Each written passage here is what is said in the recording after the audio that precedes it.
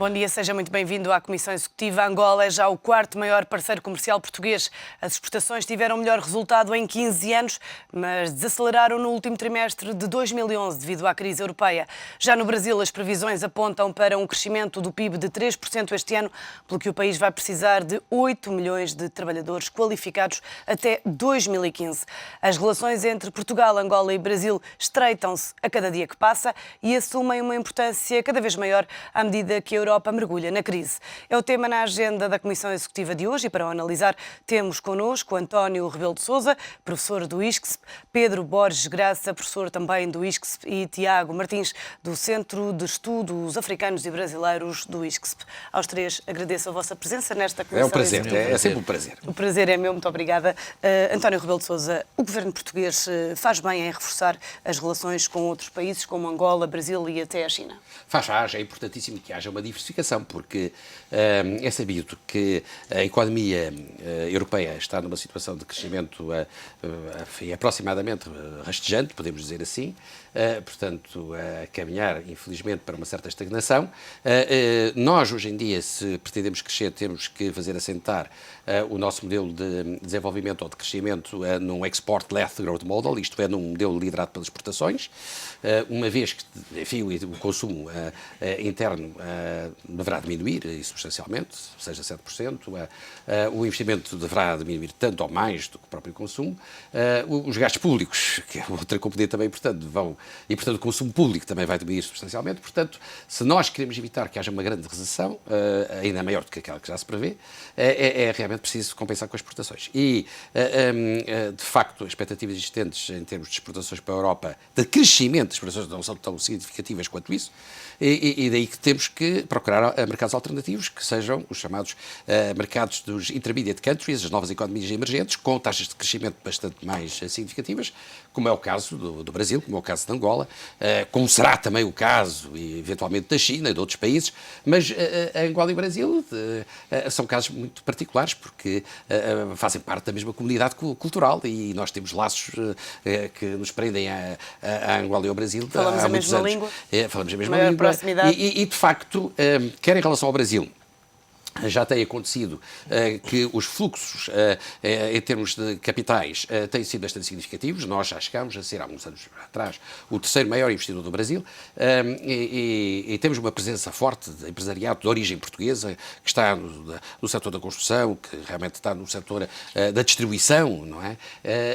E do próprio setor financeiro também tem alguma presença, não tanto quanto seria desejável no Brasil, mas já começa a ter alguma presença. E o Brasil é uma economia realmente que ainda é dualista, mas é que o setor moderno se tem vindo a expandir significativamente e é um setor moderno que já é competitivo à escala internacional. O setor financeiro é competitivo à escala internacional, é praticamente quase tão competitivo quanto, ou mais até, do que algumas economias desenvolvidas.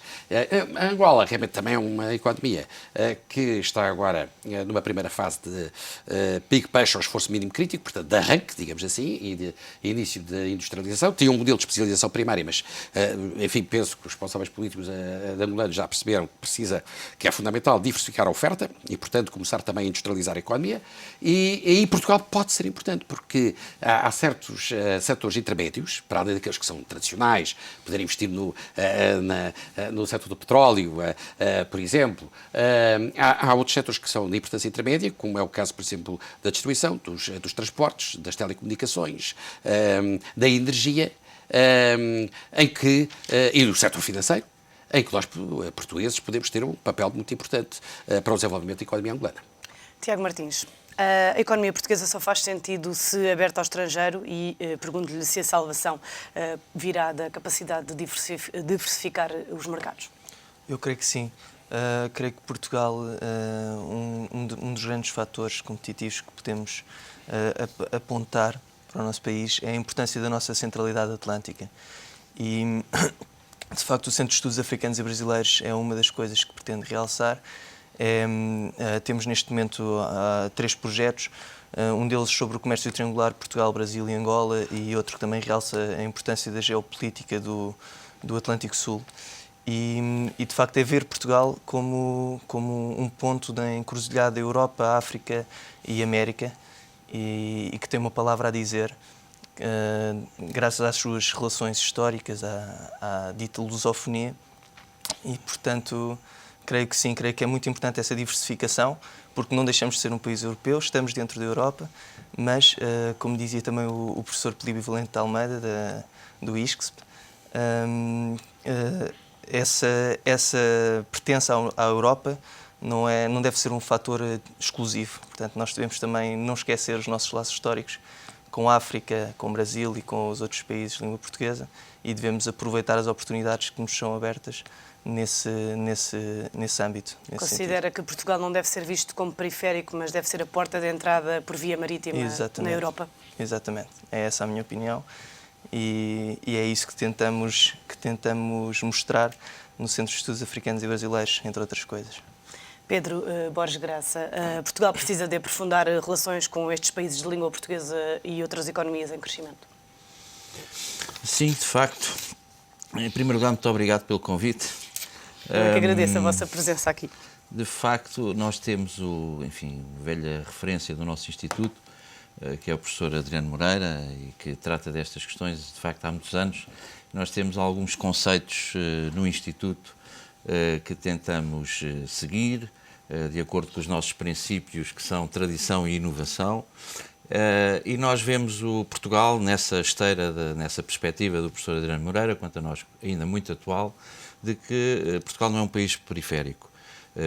Portugal é um país de articulação. Nós temos, de facto, um destino ligado ao mar, ao Atlântico, e também, naquela expressão antiga, ao ultramar, que ainda é utilizado noutros países, nomeadamente em França e em Inglaterra. Em Portugal caiu em desuso, com uma conotação negativa, depois do 25 de Abril.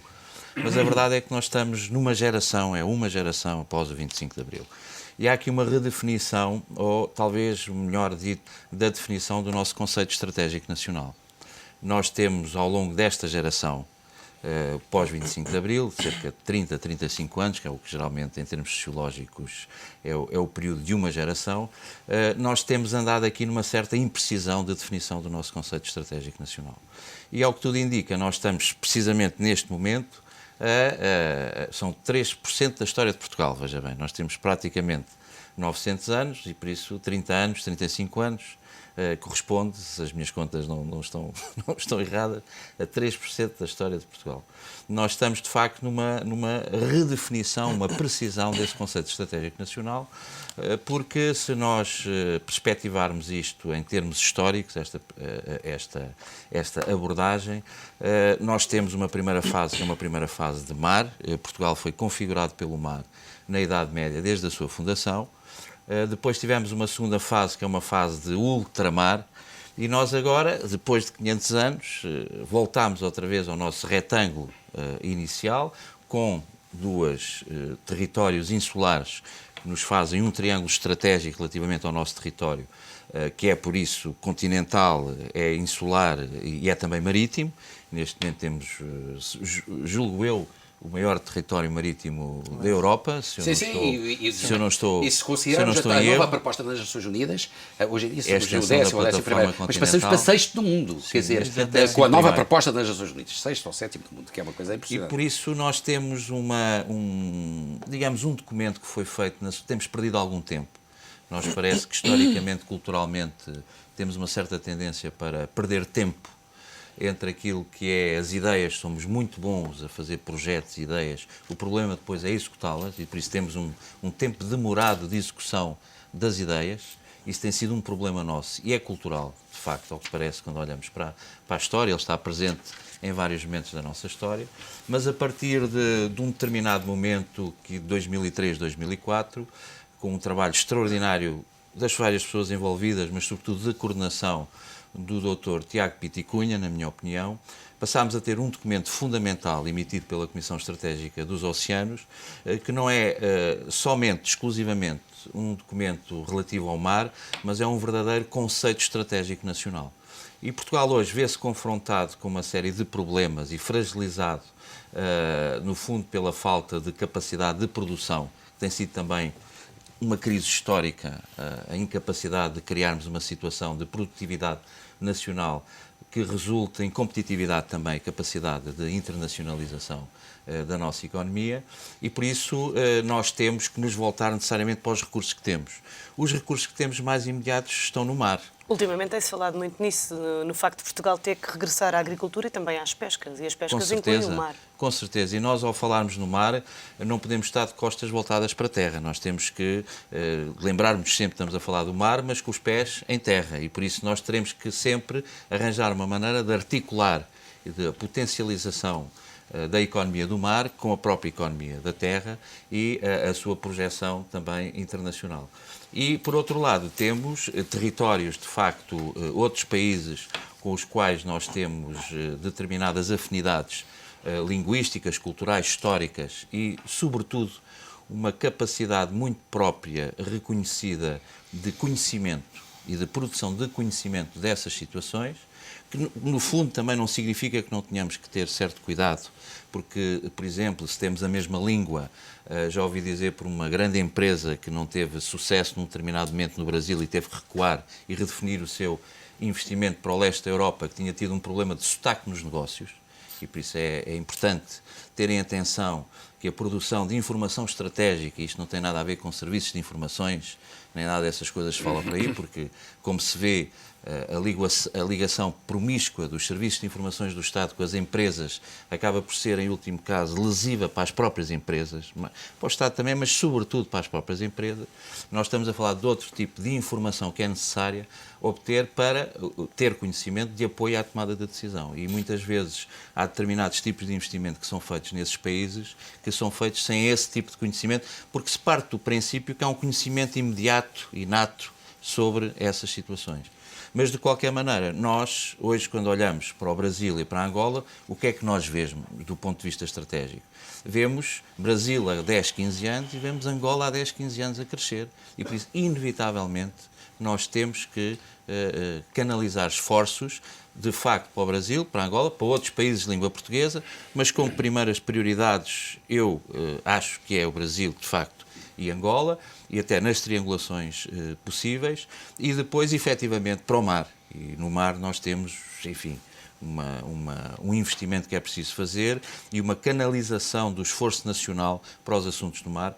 Quanto a mim, mesmo através da universidade, no domínio da política de ciência e tecnologia, haver uma canalização, um esforço coletivo muito grande dirigido para os projetos de investigação e desenvolvimento relativamente ao mar.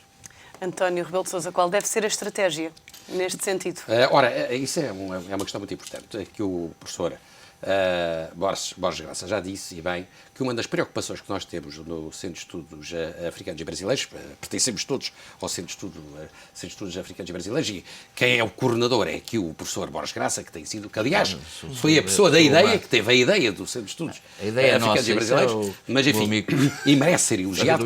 Enfim, agora, realmente a nossa grande preocupação é de como é que se deve considerar o chamado hipercluster do mar em termos de estratégia desenvolvimentista para o nosso país. Porque, para já, quer dizer, é importante ter uma estratégia desenvolvimentista para o país.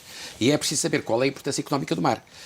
Como é sabido, há vários estudos interessantíssimos, foram feitos sobre essa matéria, por exemplo, pela SAER e não só, estudos muito interessantes. A importância económica vai desde a construção naval, a reparação naval, realmente passando pelos portos, realmente o apoio logístico, digamos assim, à navegação, depois também a exploração de combustíveis fósseis, realmente as energias renováveis, também é possível no mar. Depois também, para além disso, toda a parte que tem a ver com o lazer e o turismo, também é realmente importante. Depois as pescas e a indústria alimentar, também é algo também particularmente importante. E nós estamos numa posição estratégica, relevante, porque estamos já à entrada da Europa, quer dizer, para países como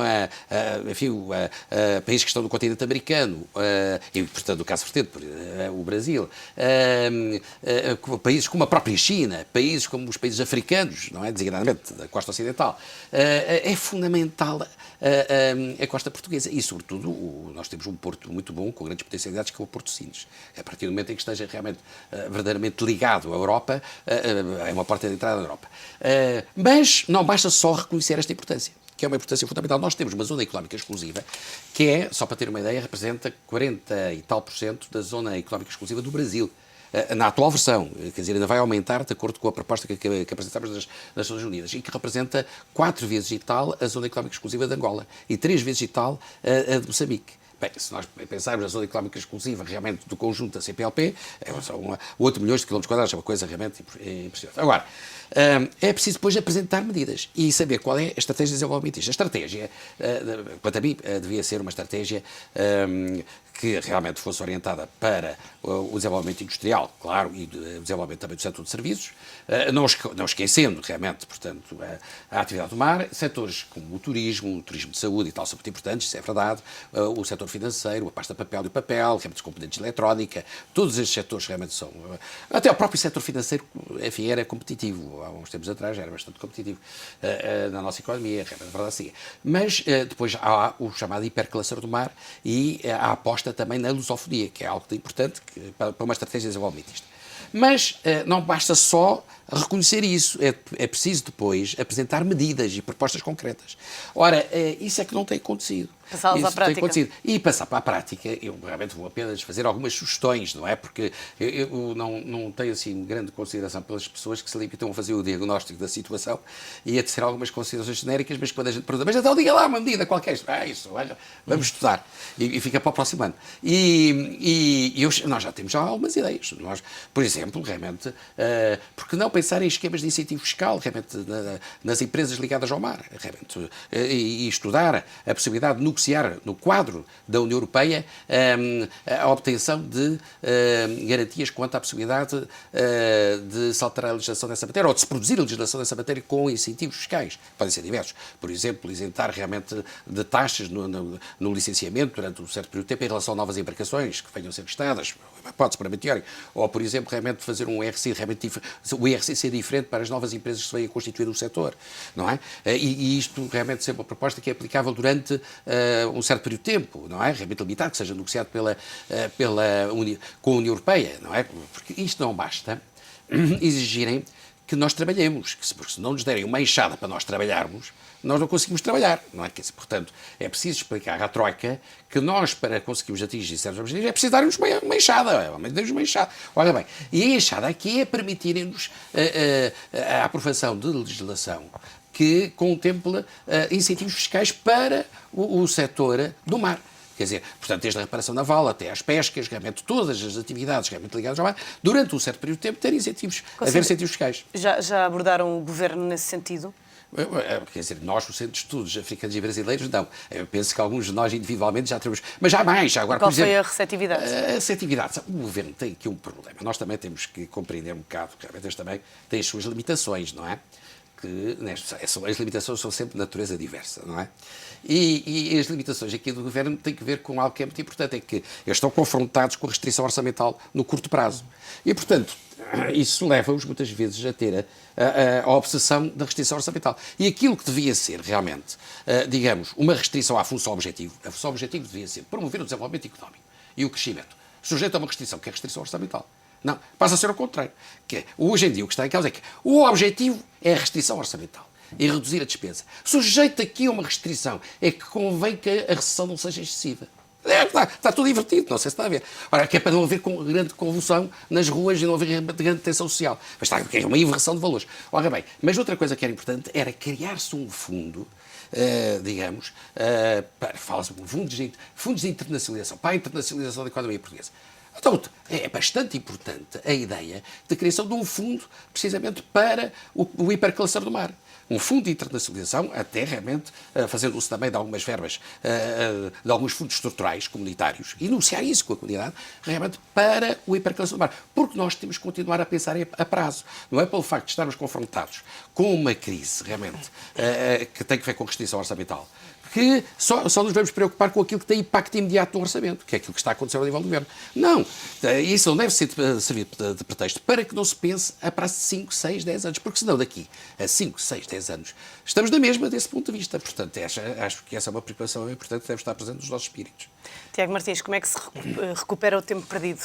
Eu diz respeito ao mar. Acho que essa é sem dúvida a questão fundamental, a estratégia a adotar, quais as soluções. Nós ainda ontem no Instituto Superior de Ciências Sociais e Políticas tivemos uma conferência sobre a gestão e licenciamento de atividades económicas no território marítimo e foram avançadas muitas soluções que eu considero que foi muito produtivo e de facto passa por aí. E que soluções foram essas? Passa por aí, passa por eliminar os custos de contexto, desde logo, para quem queira investir. Portanto, a questão do empreendedorismo também aqui é importantíssima. E se existem pessoas dispostas a avançar para um negócio relacionado com o mar, temos que eliminar tudo aquilo que possa ser um obstáculo, de modo a dinamizar esse setor. Porque temos que perceber, como dizia também o professor António Rebelo de Sousa, quando falamos de mar, nós falamos do maior recurso natural que o país tem. E portanto, quando não é falamos bem do aproveitado, mar, na sua opinião? Não, na minha opinião, creio que nós temos que olhar para o mar, também como dizia sobre a agricultura. Estamos a falar aqui de um novo modelo económico de exploração dos nossos recursos naturais e dos ativos que eles representam. Portanto, creio que foi muito produtivo. Nós temos outro projeto também no quadro do ISC sobre as implicações estratégicas para a tomada de decisão da extensão da plataforma continental. Foi inclusive apresentado ontem no âmbito desta conferência. E de facto é com o intuito de encontrarmos essas soluções e de encontrarmos essa estratégia, ou de apoiarmos essa estratégia para a tomada de decisão, que estudamos estes assuntos e que estamos atentos ao que se passa neste domínio. Pedro Borges Graça, porquê é que Portugal se esqueceu assim do mar? Olha que grande pergunta que tem. Eu não sei se esqueceu do mar, porque é difícil esquecermos aquilo que está mesmo aqui à nossa frente. Não Mas é? Portugal não tem sabido aproveitar os recursos de que dispõe. Não, há aqui para mim, acho que é um bocado frustrante, de facto, nós dar-lhe um pequenino exemplo, talvez, como eu gosto muito de vela, e há muitos anos que fico, digamos, admirado por como é que um país como a Suíça ganha competições internacionais de vela e Portugal não tem uma representação, por exemplo, ao nível das grandes competições internacionais no mundo da vela. Houve algumas tentativas, mas nunca conseguimos, tendo nós esse passado que temos de marinheiros, digamos assim, toda a nossa história, e nós nunca conseguimos efetivamente ter um barco, uma equipa a competir nas grandes competições internacionais, até porque isso dava uma visibilidade extraordinária também ao país, seguramente com um orçamento muito mais reduzido que o imenso dinheiro que eu tenho visto ser gasto há quase 30 anos que me interesso por estas questões de promoções externas do turismo e por aí fora. Quer dizer, eu tenho a impressão que muitas vezes essa visibilidade seria muito mais eficaz através da participação nessas grandes competições. Mas eu queria só reforçar, de facto, o que disse o Tiago Martins relativamente ao congresso que nós tivemos em parceria com uma empresa, a ESRI Portugal, tem sido uma parceira do Instituto nestas questões do mar. Deste projeto foi classificado excelente pela FCT e por isso é apoiado e financiado oficialmente pela FCT, mas é singular, é único, é praticamente exclusivo. Nós neste momento temos um problema na avaliação dos nossos projetos, é que temos uma agenda no fundo, se quiser, de investigação que está sujeita à aprovação do estrangeiro, porque a maior parte, se não mesmo neste momento a exclusividade dos painéis de avaliadores dos projetos nacionais são estrangeiros, o que nos coloca numa situação de facto. Custou-nos 3 vezes a ser aprovado o projeto, porque da penúltima vez nos diziam que não tinha interesse internacional. Pois não, tem interesse nacional, mas obviamente se o painel era composto por avaliadores internacionais, não havia estrangeiros, não havia um único português, obviamente não haviam aí nenhum interesse nacional e para nós era essencial. Acabámos por ver o projeto aprovado, mas custou 3 anos sempre digamos, a trabalhar no projeto e a submetê-lo para o vermos aprovado, sobretudo nos 2 últimos anos. Pedro Borges Graça, proponho que continuemos a falar depois de um curto intervalo. Fazemos agora então uma pausa na Comissão Executiva e voltamos já de seguida. Até já, volte connosco.